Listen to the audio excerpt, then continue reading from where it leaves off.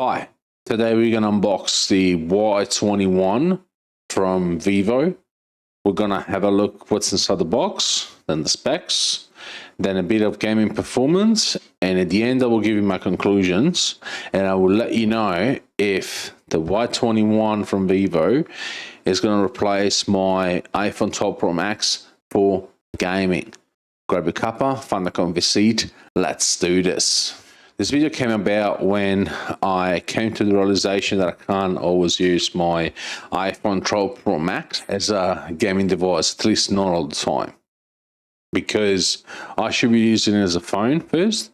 And also I want to start using the iPhone for recording my live stream and my videos to increase the production quality until I can get a DSLR. So I was mucking around on Amazon and I came across this Vivo Y21 and I looked down the specs. Specs were good. And at the time that I'm recording this video, the Y21 from Vivo is priced about 237 Australian dollars. Hey, the price may change, but it's still on a fairly cheap side, even though by the specs, it should be able to handle gaming like Call of Duty Mobile, Apex Legends Mobile. They are very intensive. Let's go have a look at what's in the box then. Looking at the box on the front, you can see 4 gigabytes of RAM and then 64 gigabytes of ROM, which is internal memory. At the bottom says 8mm trendy slim design, which I have no idea what that is. Then 5000 milliamp battery plus 18 watts fast charge. RAM 4 gigabytes plus 1 gigabyte of extended RAM. What it means here is the extra 1 gigabyte is gotten from the internal memory. So from 64 you get 63, but the 1 gigabyte goes to the RAM. Let's open the box.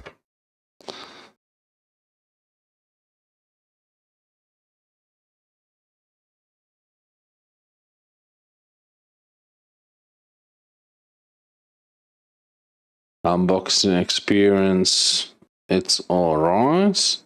Almost slides out like an iPhone. So I would say premium sort of experience. Let's see what comes in the box. So we have, as usual, we have paperwork and the clear case as well. Wow. Very, very plasticky.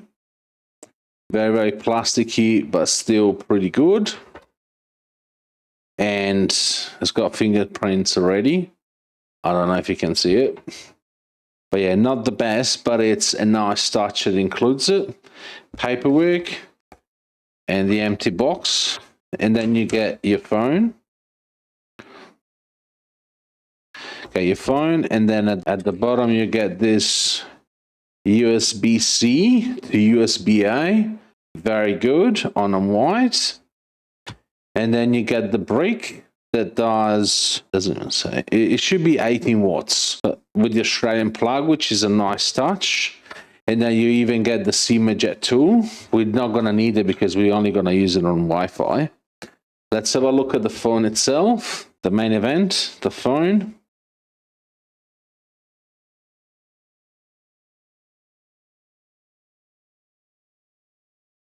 Okay, premium experience. Actually looks pretty good. Yeah, fingerprints galore. I don't know if you can see it. The color is really good, but fingerprints galore. We're gonna chuck it into the case just for now. But yeah, oh my god, this is fingerprints galore.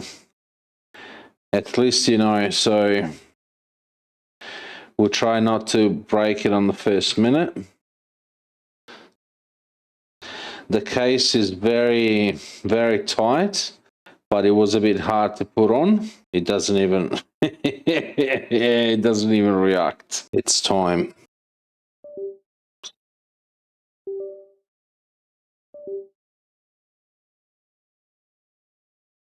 Powering up.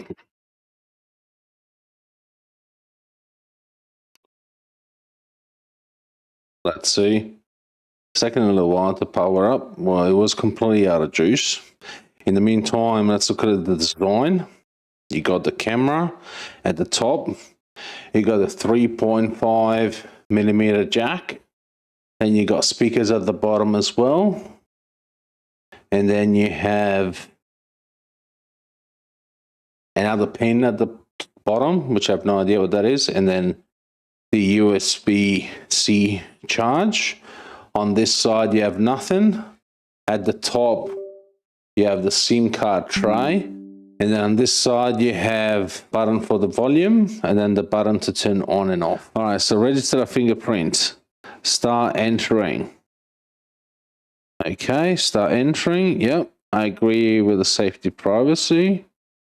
Finger move too fast. Please try again. Lift the finger, then touch the sensor again.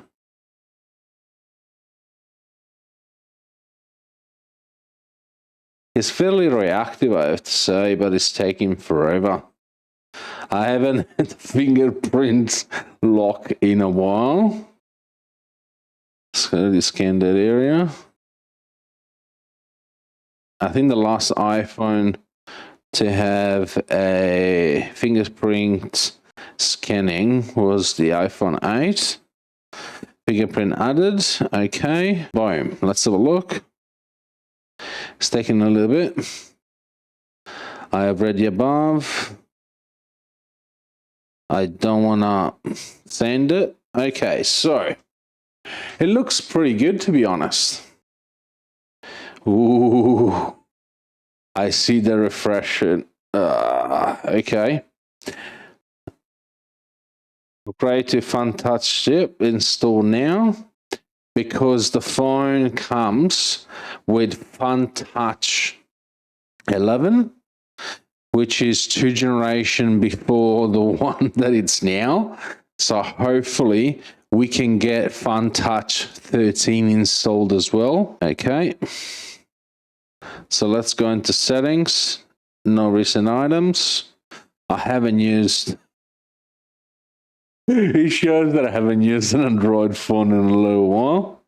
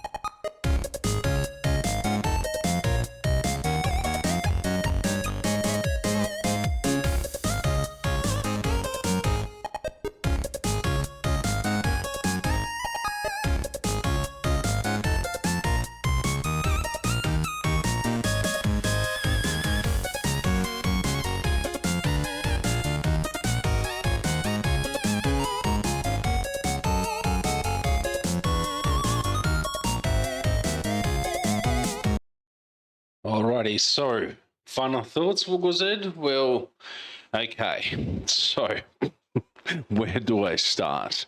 As a design, it's pretty good. I like it. True to be told, I have been using for about a week. So I unboxed it first, record the unboxing, and then I gave myself about a week because I have to stick with it if I stick with it. So I didn't want to be too rush in judging an entry level gaming phone before actually having time to taste it a bit. What I can say is I like the design. It's very, very cool. As far as snappiness, yeah, it's not the best. Even touch responsiveness, it's not the best. One thing that I've been with iPhone for, well, since iPhone 6. So we are now, I have an iPhone 12 Pro Max. I will probably upgrade to 14 or 15. I haven't been with Android for a while. So this may be common in all Android phones. But I found 42 inbuilt apps into the phone that take about 30% of the storage. So right off the bat, you have 30% less storage. Between deleting and disabling, I took them down to 15 or 18 because there are some that you can't disable. And to me, a gaming phone has to be as fast as possible. Yes, it's an entry level, but if you're using it as a device, you should have the choice to be able to maybe not delete, but at least disable most of the apps, because you're not going to call, you're not going to send messages, you're not going to take pictures with it. That said, the camera is not too bad. I haven't taken many pictures with it.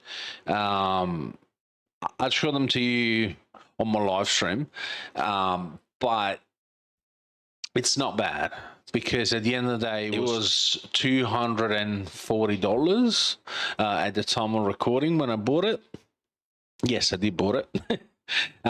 So it's a good entry level phone. Let's talk about gaming. You did see a few clips from Apex Legends and Call of Duty Mobile. Apex Legends, I think, is designed for more of high-end devices. But to be honest, it wasn't too bad. Like, it wasn't too bad. And with Call of Duty Mobile, it did stop a few times. Not as bad as Apex Legends. I don't know if you can see it from the recordings, but sometimes I was shooting at enemies, but the enemies weren't there anymore. So I couldn't actually aim properly. In Call of Duty Mobile, that hasn't happened a lot, but what I found is I was shooting in the dark and like it wasn't shooting. I was pressing the button to shoot and it wasn't shooting. Yes, maybe I'm bad, but that's what I've noticed. Final question. Will this Vivo Y21 replace my iPhone 12 Pro Max for gaming? And the answer is yes. Bear with me. As I mentioned, it's an entry-level gaming phone, so I didn't have a lot of expectations. I wanted something that was playable, good enough. And this does the job. This honestly does the job, because I want to use also my iPhone 12 Pro Max as a camera. So I'm sort of leaning that way anyway, but it helps that this phone, as cheap as it is, entry-level gaming phone, is still not too bad. Like, if you want to play esports, this is not for you. If you are a casual player that wants to enjoy a couple of hours of fun, this is perfect. Now, if you watch this video, I'm sure you will like this video next. Have a good week. Happy creating.